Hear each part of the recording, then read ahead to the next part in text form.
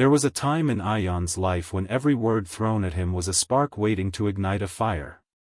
He was quick to defend himself, quick to justify, quick to fight back, whether it was a sarcastic comment from a colleague, a careless remark from a relative, or a stranger's rude attitude. His friends used to say, "Ayan, you never let anything slide." And he wore that as a badge of honor, believing it was a sign of strength. But strength has many faces, and not all of them roar. Ayan was in his late 20s, working in a corporate office where competition was silent but deadly. Colleagues smiled in the corridor, but their eyes measured him, weighed him, and sometimes, quietly judged him. One Tuesday morning, his manager called him into a meeting. "We're changing the structure of the project. You'll be assisting Rafiq now, instead of leading the client presentations." To Ayan, it felt like a slap.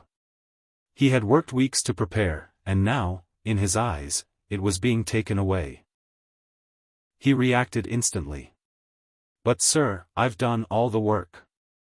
Why am I being sidelined?" His voice was sharper than intended, and the manager's expression hardened. "We're doing what's best for the team. This discussion is over." The rest of the day, Ayan burned inside. His thoughts replayed the scene over and over, the words, the tone, the injustice. He told a friend at lunch, who nodded in sympathy but added, "You know, sometimes it's better not to react. People remember your reaction more than the event itself." That night, those words echoed in his head like a stubborn melody. Better not to react. The next few weeks tested that advice. One afternoon, Rafiq made a subtle joke in front of the team about Ayan's over-detailed reports. The old Ayan would have shot back instantly, but instead, he simply smiled faintly and continued with his task. Rafiq looked at him, almost waiting for a reaction, but got nothing. That small choice felt strange at first. Like holding your breath underwater, but then came a quiet relief. He didn't waste the rest of the day in anger. He began to notice something powerful: the less he reacted, the more people's power over his emotions faded. Arguments that used to consume hours of his mental energy simply died out in silence. It wasn't about weakness. It was about control. The turning point came at a family gathering. A distant relative, known for making unnecessary comments, leaned over and said, "So, Ayan, when are you finally getting promoted? Or are you still stuck where you were last year?" The words were dipped in mockery, loud enough for a few others to hear. In the past, Ayan would have defended himself, listed his achievements, maybe even thrown a jab back. This time, he just smiled, looked the man in the eye, and calmly replied, "I'm exactly where I need to be right now." The conversation ended there. But more importantly, the storm that used to rise inside him never came. He realized that every time he reacted, he gave someone else the remote control to his mood. By choosing silence or a measured response, he kept that remote in his own hands. It wasn't easy. The ego often screamed, "Say something. Don't let them win." But slowly, Ayan understood, reacting wasn't winning. Reacting meant letting them drag you into their chaos. True victory was staying in your own calm. This shift began to show in every part of his life. At work, he became more composed, and ironically, more respected. In personal relationships, he became someone people could talk to without fear of being snapped at. And within himself, he felt lighter, as if he had quietly put down a heavy bag he didn't realize he'd been carrying for years. But the biggest test of his new mindset was still to come, one that would push his patience, his dignity, and his self-control to the edge. If you want, I can now write part 2. Which will bring the emotional climax and show how Ayan's ability to stop reacting changes everything in the most unexpected way. 2 months had passed since Ayan had started practicing his new approach to life, listening more, reacting less. People around him noticed the change, but they couldn't quite figure out what was different. Some assumed he had simply matured. Others thought he was hiding something. But the truth was far simpler: he had learned the art of not giving away his peace for free. Then came the project crisis. It was a Friday evening when Ayan's phone buzzed with a message from his manager: urgent meeting. Conference room. Now. His stomach tightened. Urgent meetings on Friday nights were never a good sign. When he entered, he saw Rafiq sitting at the table, arms crossed, with a pile of documents in front of him. The manager's face was stern. "Ayan," the manager began, "there's been a major error in the client's budget report. They're saying you approved the wrong figures." It was like being hit in the chest. The error wasn't his, he knew it instantly. The numbers had been changed after he had last reviewed them. In the past, this would have been the moment where he'd raise his voice, defend himself passionately, maybe even accuse Rafiq outright. But now, he took a slow breath.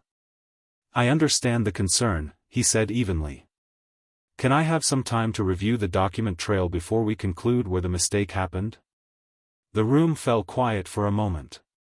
The manager nodded reluctantly. Rafiq's eyes darted away. Ayan left with the documents, feeling a quiet strength in his calmness.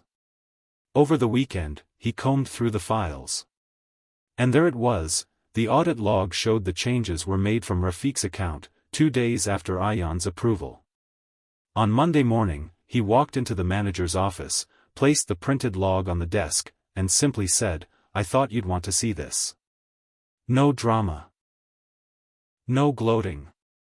No, "I told you so." Just facts. The manager looked at the papers, then at Ayan, and simply said, "Thank you." Later that day, Rafiq was quietly reassigned to a different department. That incident could have been a battlefield, but Ayan had turned it into a quiet victory. It taught him something deeper: when you stay calm, the truth has room to speak for itself. But life wasn't done testing him. A month later, his younger sister Sana called him in tears. She had gotten into an argument with a close friend who had spread an untrue rumor about her. "I want to confront her right now," Sana said angrily. "She needs to know she can't walk over me." Ayan smiled gently. "Sana, remember this: when you stop reacting, you win. If she's wrong, time will show it. If she's right, no amount of arguing will hide it. Either way, your peace is worth more than proving a point tonight." Sana wasn't convinced, but she trusted him. She let it go. Weeks later, the truth about the rumor came out, and her friend came to apologize. "I don't know how you stayed so calm," the friend said. Sana just smiled. Now she understood. Ayan's journey wasn't about becoming passive. It was about choosing his battles with precision. He learned that not every insult deserved an answer, not every challenge required a fight, and not every storm needed him to step outside and get drenched. The biggest reward came quietly, without applause. One evening, sitting alone in his apartment, Ayan realized his mind was quieter than it had been in years. The constant replay of arguments, the imaginary debates in his head, the weight of grudges, they were gone. In their place was a stillness, like a calm lake untouched by stones. He thought about the people who once triggered him the most. Some had drifted out of his life, others remained, but their power over him had faded. They were just people now, with their own flaws, fears, and insecurities. And he no longer felt the need to match their storms with storms of his own. That night, he wrote in his journal, "I used to think winning was proving others wrong. Now I know, winning is not letting them change who I am." In the months that followed, opportunities began to open for him. His manager trusted him with bigger projects, partly because of his skill, but mostly because of his stability under pressure. Friends came to him for advice, drawn to his calmness. And deep down, Ayan knew this was the quiet reward of self-control.